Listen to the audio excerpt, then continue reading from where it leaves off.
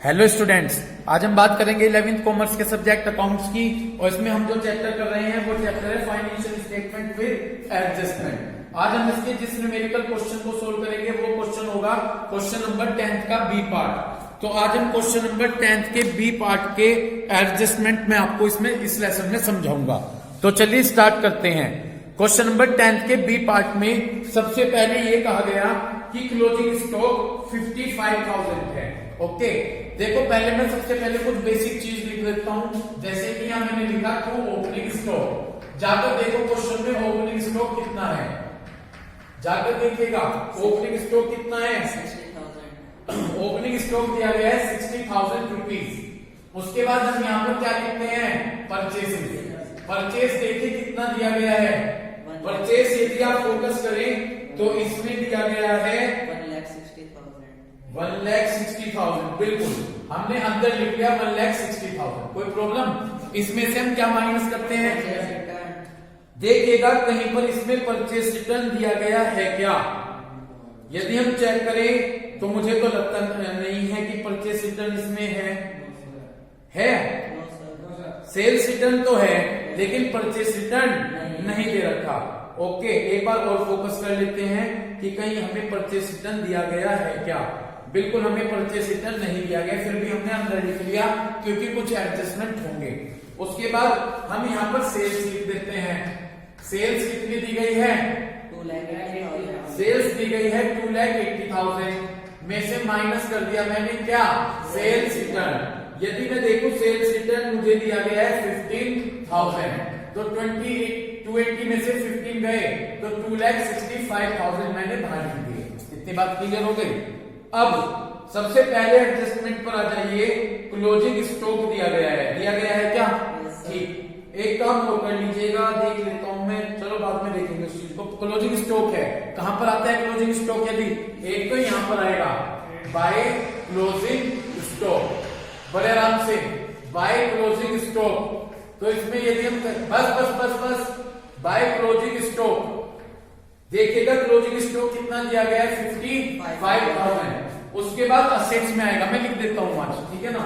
यहां पर मैंने लिख दिया क्लोजिंग स्टॉक 55,000 रुपीज। यहां तक कोई प्रॉब्लम? पहला एडजस्टमेंट क्लियर। दूसरे एडजस्टमेंट पर फोकस कीजिएगा।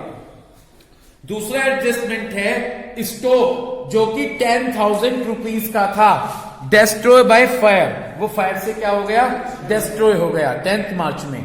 इंश्योरेंस कंपनी से जो क्लेम एडमिट हुआ वो 6,800 रुपीज का रिसीव हुआ। कल समझाया था ना ये एबनॉर्मल लॉस एडजस्टमेंट बताया था। कितना गुड्स डेस्ट्रॉय हुआ, 10,000। तो मैंने यहां पर परचेज में पहले तो सिर्फ परचेज से माइनस करूंगा।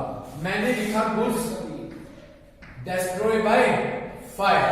गुड डेस्ट्रॉय बाय फायर, कितने का गुड्स डेस्ट्रॉय हुआ, 10,000 रुपीज का। भाई कंसंट्रेशन लगा के समझो। 160 में से 10 गए, 150 मैंने अंदर लिख लिए। तो जितने का गुड्स डेस्ट्रॉय हुआ है वो जाकर मैंने परचेज में से माइनस कर दिया। इतनी बात क्लियर हो गई। तो 160 से मैंने 10,000 माइनस कर दिए, 150 बचे। इंश्योरेंस कंपनी ने कितना क्लेम एक्सेप्ट किया, 600, यानी इतने पैसे दिए, उसे मैं असेट्स में लिखूंगा। कहां पर लिखूंगा, असेट्स में। मैंने लिख दिया इंश्योरेंस कंपनी क्लेम, ठीक है जी।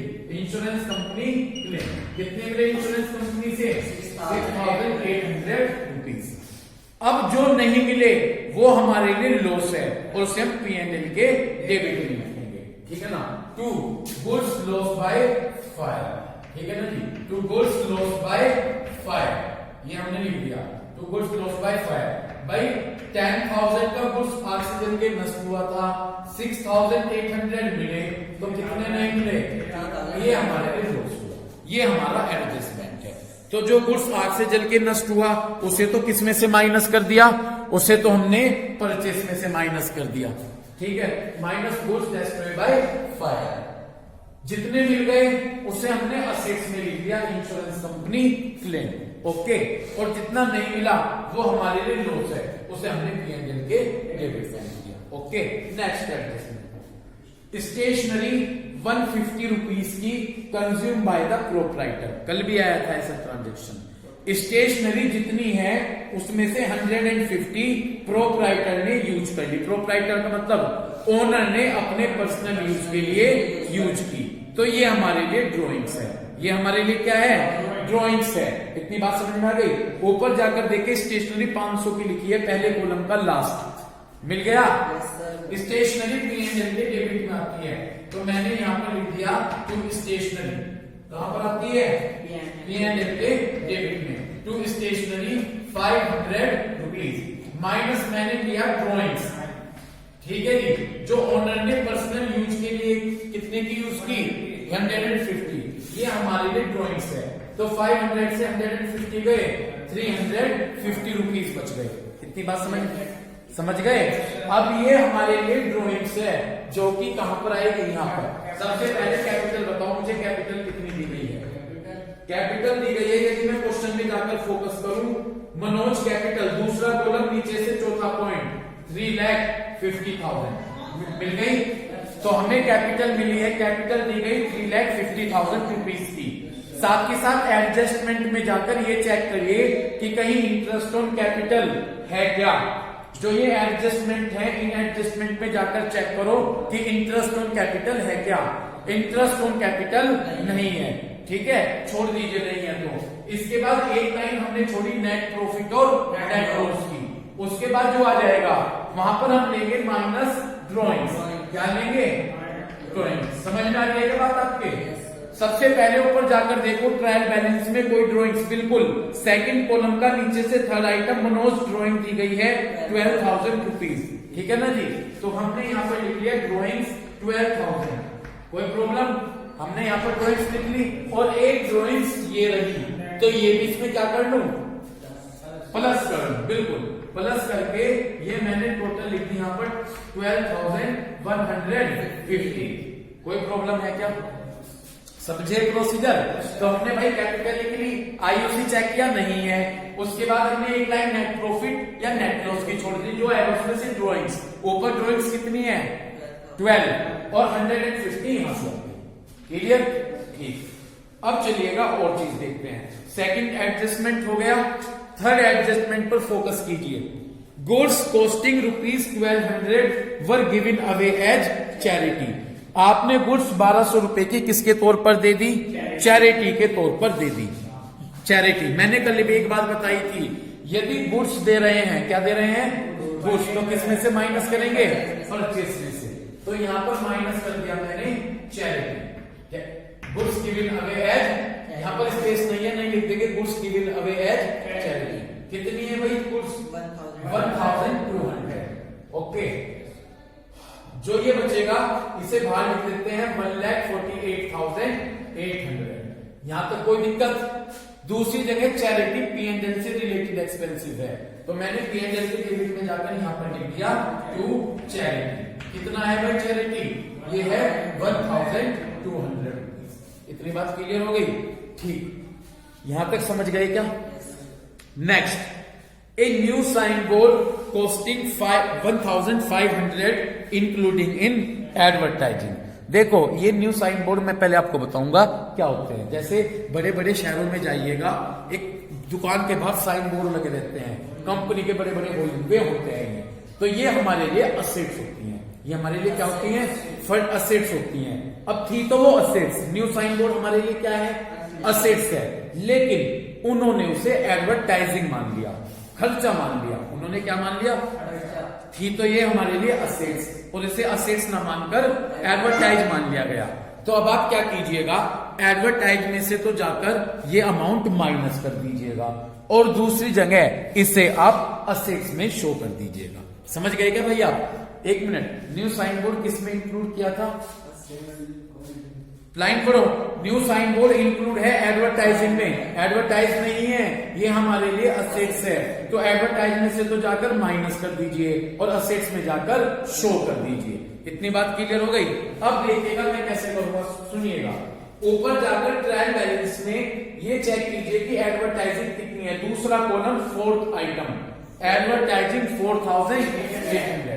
तो मैंने यहां पर P&L के डेबिट में लिखा एडवर्टाइजिंग, है ना, कितनी है, एडवर्टाइजिंग कितनी है, 4,800। 800 minus new sign board, NSB लिख दिया, न्यू साइन बोर्ड कितना था न्यू साइन बोर्ड 500 माइनस कर दिया, तो ये माइनस करके ये तो बचे 3300 और क्योंकि हमारे लिए असेट्स है तो मैंने यहां लिख दिया न्यू साइन बोर्ड 1500। कोई दिक्कत? तो हमने ये जाकर लिख दिया न्यू साइन बोर्ड 1500। क्लियर हुआ ये एडजस्टमेंट आपके? तो एडवर्टाइज में से तो जाकर माइनस कर दिया और दूसरी जगह कहां पर शो कर दिया? असेट्स में शो कर दिया। इतनी बात क्लियर? नेक्स्ट, इस तरह से हमारे फोर्थ एडजस्टमेंट क्लियर हुए। फिफ्थ पर फोकस कीजिए। कह रहे हैं कि जो रेंट है ना, उस रेंट का 2/3 तो फैक्ट्री से रिलेटेड है, यानी ट्रेडिंग अकाउंट से रिलेटेड है। जितना रेंट होगा उसका 2/3 तो किससे रिलेटेड है? फैक्ट्री से रिलेटेड है, और 1/3 किससे रिलेटेड है? ऑफिस से रिलेटेड है। देखो मेरी बात सुनो, रेंट हमारा 12,000 है क्या? ऊपर जाकर चेक करो रेंट कितना है। रेंट 12,000 है, ठीक। इसका ये कह रहे हैं कि इसका 2/3 तो फैक्ट्री से रिलेटेड है, यानी ये 8,000 तो किससे रिलेटेड है? फैक्ट्री से रिलेटेड है। ओके, और कह रहे हैं 1/3, तो ये तो फैक्ट्री से रिलेटेड है यानी ट्रेडिंग से रिलेटेड है, और 1/3 ऑफिस से रिलेटेड कह रहे हैं। 1/3 यानी 4,000 ये P&L से रिलेटेड है। समझ गए? जो फैक्ट्री से रिलेटेड है वो तो ट्रेडिंग अकाउंट में आ जाएगा, और जो ऑफिस से रिलेटेड है वो P&L में आ जाएगा। कैलकुलेशन समझ गए जो मैंने की? इसका 12,000 का 2/3 निकाल दिया 8,000, तो ये रेंट तो फैक्ट्री से रिलेटेड है यानी ट्रेडिंग अकाउंट में आ जाएगा 8,000, और वो 4,000 ऑफिस से रिलेटेड है तो P&L में आ जाएगा टू रेंट 4,000 रुपीज। यहां तक कोई दिक्कत हो तो बता दीजिए, नहीं आगे चलें। चलूं आगे। अब नेक्स्ट, लास्ट ट्रांजेक्शन। ठीक, इसे इरेज कर देता हूं क्योंकि लास्ट ट्रांजेक्शन मुझे आपको अच्छे से क्लियर करना होगा। लास्ट एडजस्टमेंट देखिएगा, ध्यान से सुनिएगा। लास्ट एडजस्टमेंट कहा गया है मशीन पर 10% डेप्रिसिएशन है और मोटर कार पर 20% डेप्रिसिएशन है। तो मशीन पर तो 10% डेप्रिसिएशन है और मोटर कार पर 20। ऊपर जाकर पहले कॉलम में देखे 2 बार प्लांट और मशीन दिए गए हैं। पहले वाले प्लांट और मशीन तो आपने 1 अप्रैल में खरीदे, जहां से आपका ईयर स्टार्ट हुआ, स्टार्ट होते ही आपने प्लांट और मशीन खरीद ली, और बाद वाले प्लांट और मशीन आपने 1/7/2016 में खरीदे। ठीक, देखिएगा पहले वाले जो प्लांट है मशीन है 80,000 रुपीज, ये तो आपने स्टार्टिंग में खरीद लिया, इस पर तो पूरे साल भर का डेप्रिसिएशन लगेगा। डेप्रिसिएशन का रेट 10%, तो इस पर तो आपका पूरा डेप्रिसिएशन निकल कर आएगा 8,000। बट जो दूसरा है 20,000 रुपीज, उस पर 10% डेप्रिसिएशन है, लेकिन एक साथ में खरीदा। 7, 8, 9, 10, 11, 12, 1, 2, 3 मार्च तक कितने महीने बैठे? 9। तो इस पर 9 मंथ का लगेगा, तो 9/12। ठीक है जी, तो ये आ जाएगा 1,500 रुपए। तो टोटल डेप्रिसिएशन आ गया 9,500 रुपीज। समझ गए? दोबारा एक्सप्लेन करना है, आ गया समझ में? आ गया सर। क्लियर है? ठीक, देखो वो जो 80,000 पर तो पूरे साल भर का निकाल लिया 10%, वो तो कितना आ गया? 8,000। इतनी बात क्लियर हो गई। और 20,000 का कितना? 10% निकाला, लेकिन कितने मंथ का? 9। समझ में आ गया? वो आ गया 1,500। अब प्लांट और मशीन हमारे लिए असेट्स है, हमने असेट्स में लिख लिया, दोनों को प्लस कर दीजिए। 80 और 20 1 लाख, यानी प्लांट और मशीन हमारे पास 1 लाख है, माइनस डेप्रिसिएशन, दोनों को प्लस कर लीजिए। कितना है? 9,500। तो दोनों प्लांट और मशीन प्लस कर लिए, 80 और 20 1 लाख का प्लांट और मशीन हो गया, माइनस डेप्रिसिएशन, दोनों का डेप्रिसिएशन हो गया 9,500। तो इस तरह से बाहर बचे 90,500 रुपीज। कोई प्रॉब्लम? दूसरी जगह पर ये डेप्रिसिएशन P&L के डेबिट में लिख दीजिए, to depreciation on plant and machine. कितना? 9,500। कितना जी? 9,500। टू डेप्रिसिएशन ऑन मशीन लिख दिया मैंने 9,500। 500 रुपीज। कोई प्रॉब्लम? नेक्स्ट, अब मोटर कार पर डेप्रिसिएशन है कितने परसेंट? 20%। ऊपर जाकर ट्रायल बैलेंस में पहले कॉलम में दे रखी है मोटर कार कितने की है? 70,000। तो 70,000 माइनस डेप्रिसिएशन, 70,000 का 20% 14,000 आ गया, 56,000 बाहर बच गया। दोबारा एक्सप्लेन करूं, 70,000 है, 70,000 का कितने परसेंट? 20% निकाल लिया। जब 70,000 का 20% कैलकुलेट करोगे 14,000 आ जाएगा। 70,000 से 14,000 माइनस कर दीजिए तो 56,000 बच गए। दूसरी जगह ये डेप्रिसिएशन मोटर कार पर P&L के डेबिट साइड में ट्रांसफर कर देंगे to depreciation on motor car. ठीक है, कितना था? 14,000 रुपीज। कोई प्रॉब्लम? इस तरह से हमने अपने सारे एडजस्टमेंट क्लियर किए। एक यहां पर हिडन एडजस्टमेंट है। सेकंड कॉलम पर जाकर देखें, सेकंड कॉलम में इंश्योरेंस प्रीमियम लिखा हुआ है।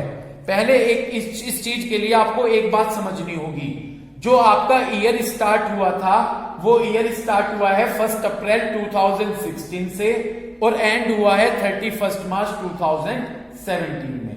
तो आपको केवल 1 अप्रैल 2016 से 31 मार्च 2017 तक का रिकॉर्ड लेना। कहां तक का लेना? देखो यहां पर 1 अप्रैल 2016 से 31 मार्च 2017 यहीं तक का रिकॉर्ड लेकर चलना। समझ गए? कहां तक का रिकॉर्ड लेकर चलना है? 31। ठीक। अब देखो, इंश्योरेंस प्रीमियम जो पेड किया है वो एक साल के लिए पेड किया है 1 जनवरी से 31 दिसंबर तक। 1 जनवरी 2017 से 31 दिसंबर 2017 तक पे किया है। देखो सुनो, एक मिनट मुझे फोकस करो। 1 जनवरी 2017 से 31 मार्च 2017 तक कितने महीने आते हैं? अरे हाँ, मुझे सुन रहे हो ध्यान से?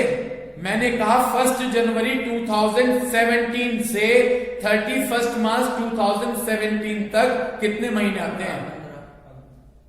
अरे यार सुन रहे हो क्या तुम? 15-16 भगवान ने अच्छा खासा माइंड दिया है, उसे समझो मैं क्या कह रहा हूं। मैंने कहा, मुझे सुनो, 1 जनवरी 2017, 1 जनवरी 2017 से 31 मार्च 2017 तक कितने महीने बैठते हैं? कितने महीने बैठते हैं? पता नहीं है कितने बैठते हैं।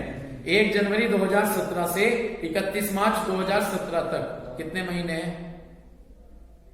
बोल।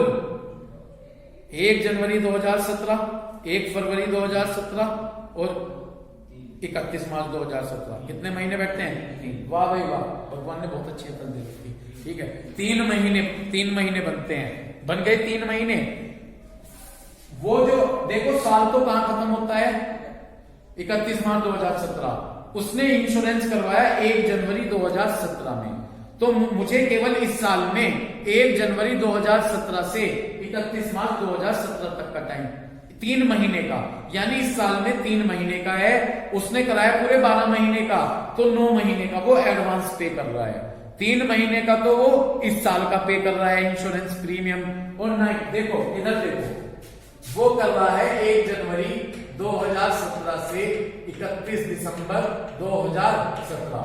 लेकिन जो मेरा साल है वो खत्म हो रहा है। मुझे केवल चाहिए 1 जनवरी 2017 से 31 मार्च 2017। 3 महीने का तो इंश्योरेंस इस साल का पे कर रहा है, बाकी 9 महीने का वो एडवांस पे कर रहा है। तो 9 महीने का वो इंश्योरेंस प्रीमियम कैसे पे कर रहा है? एडवांस। ठीक है ना, प्रीपेड हो गया। देखिए अब कैसे करूंगा। मैंने यहां पर लिखा टू इंश्योरेंस प्रीमियम। क्या लिखा है यहां पर? To insurance premium. वो 1200 रुपए पे किए हैं। ठीक है जी, माइनस प्रीपेड देखो, जब 1200 रुपए दे रहा है, 1 महीने के 100 रुपए बैठते हैं। 1 महीने कितने बैठेंगे? मुझे तो 3 महीने का लेकर चलना, 9 महीने का वो एडवांस पे कर रहा है, तो 100 रुपए के हिसाब से 9 महीने का 900, 100 रुपए के हिसाब से 9 महीने का 900, तो 900 रुपए वो प्रीपेड एडवांस पे कर रहा है। तो 300 रुपए तो केवल इस साल के हैं और 900 रुपए प्रीपेड है।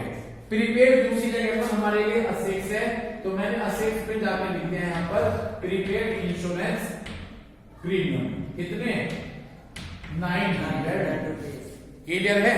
तो 300 रुपए तो इस साल के हैं और 900 रुपए वो एडवांस पे कर रहा है इंश्योरेंस प्रीमियम के।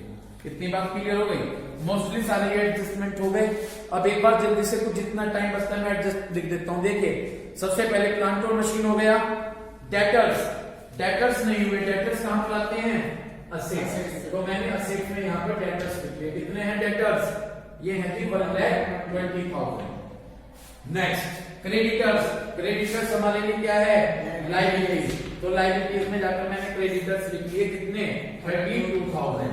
ओके, इसके बाद मुझे दिया गया क्या फर्नीचर, लिखा नहीं असेट्स में जाकर मैंने लिख दिया क्या यहाँ पर फर्नीचर कितने हैं फर्नीचर है जी 5,000। मोटर कार आ चुकी है, परचेस जा चुकी है, सेल्स भी जा चुकी है, सेल्स रिटर्न भी जा चुकी है, सैलरी भी गई है। तो सैलरी कहां पर लिखेंगे P&L के डेबिट में, तो मैंने यहां पर लिख दिया 2 सैलरीज कितनी दी गई है 36,000। ओके, उसके बाद ओपनिंग स्टॉक लिख चुका, मोटर कार एक्सपेंसेस नहीं आया P&L के डेबिट में 2 मोटर कार एक्सपेंसेस। ओके, कितने हैं मोटर कार एक्सपेंसेस 6,000। स्टेशनरी हो चुकी है। दूसरे कॉलम पर आ जाए, रेंट भी हो चुका है। ओके, उसके बाद इंश्योरेंस प्रीमियम कर दिया मैंने, है ना। उसके बाद कैश एट बैंक नहीं हुआ, कहां पर आएगी कैश एट बैंक असेट्स, मैंने लिख दिया कैश, कितना है कैश 5,400। उसके बाद वेजेस हो गई नहीं हुई है, वेजेस कहां पर आती है ट्रेडिंग के डेबिट साइड में, लिख दिया मैंने वेजेस कितनी है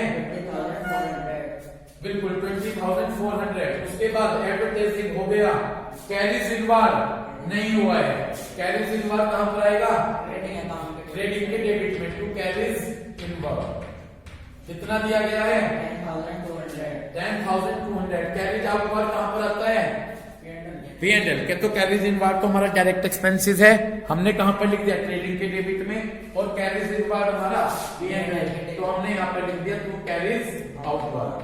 ओके, कितना है कैरिज आउटवार्ड यस दोबारा बताएं 2,000। ओके, उसके बाद फ्यूल एंड पावर ट्रेडिंग से रिलेटेड एक्सपेंसेस है, तो हमने यहां पर जाकर ट्रेडिंग में लिख दिया टू फ्यूल एंड पावर कितना है 15,700। ओके, इसके बाद देखिए मनोज की कैपिटल भी हो गई, मनोज की ड्रॉइंग्स भी हो गई, ब्रोकरेज और डोनेशन दिया गया है, दोनों P&L से रिलेटेड एक्सपेंसेस। किससे रिलेटेड है P&L। देखो ब्रोकरेज तो मैंने यहां पर शो कर दिया, ब्रोकरेज कितना दिया गया है, ब्रोकरेज का मतलब समझते हैं, ब्रोकरेज का मतलब कमीशन वगैरह है ना, कितना है 700। और उसके बाद डोनेशन हमने यहाँ पर लिख दिया P&L से रिलेटेड, कितना है डोनेशन 5,100। इस तरह से हमने सभी ट्रांजेक्शन फुलफिल कर लिए, हो गए सभी ट्रांजेक्शन, ठीक है। बस इसके बाद अब आपने इसका ग्रोस प्रॉफिट या ग्रोस लॉस जो भी होगा वो आप खुद से कैलकुलेट कर लीजिएगा, है ना। ये क्वेश्चन मैंने आपको कर दिया, ट्रेडिंग अकाउंट से ग्रोस प्रॉफिट या ग्रोस लॉस का पता चलेगा, P&L से प्रॉफिट नेट प्रॉफिट और नेट लॉस का पता चलेगा, और उसके बाद बैलेंस शीट का टोटल इक्वल आ जाएगा, है ना। तो अगर इक्वल आ गया तो समझिएगा कि आपने क्वेश्चन बिल्कुल सही किया है। Okay, thank you.